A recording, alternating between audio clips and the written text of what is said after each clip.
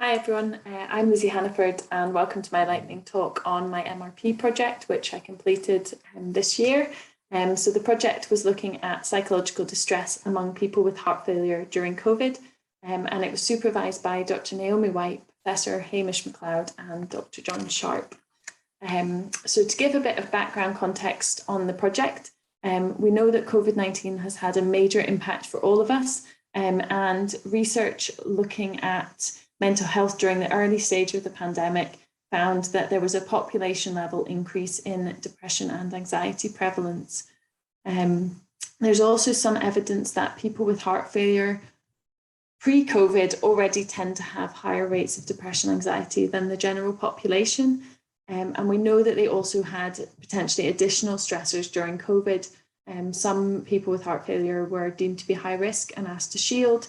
And they also experienced significant changes to their usual healthcare, and many were also very worried about coming into hospital and going to appointments due to the risk of COVID.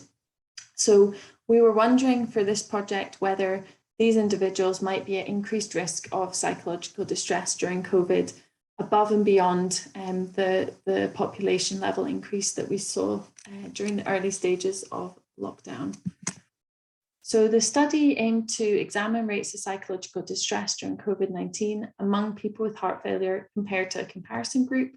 And we also wanted to look at what factors might be related to psychological distress in people with heart failure. So how did we do that?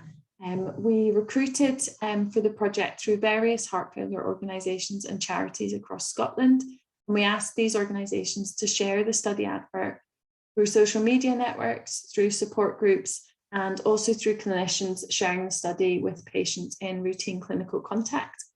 So a total of 57 participants took part in the study, 42 had heart failure and 15 were controls. And participants were asked to complete an online questionnaire that covered a series of different measures, including those related to psychological distress.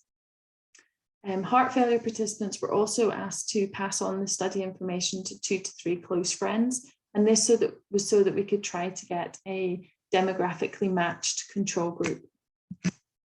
So what did we find? Although we had small numbers for our control group, we didn't find any significant differences in rates of psychological distress in the heart failure group compared to controls. Overall depression prevalence was 33.9%. and overall anxiety prevalence was 19.6%. In the heart failure group, we also found medium to large effect sizes for relationships between depressive and anxiety symptoms and several other related factors, such as perceived control, loneliness, and presence of other health conditions. So how does this fit with other research? This study found higher rates of depression and lower rates of anxiety than those previously reported by other studies, and that includes both other studies of people with heart failure pre-COVID and other studies of the general population during COVID. This might partly be due to the study timings. So our study collected data between December and May this year, whereas a lot of the other COVID studies that are already published looked at distress during the initial COVID lockdown. And it also might be related to the recruitment methods, so our choice to use online recruitment.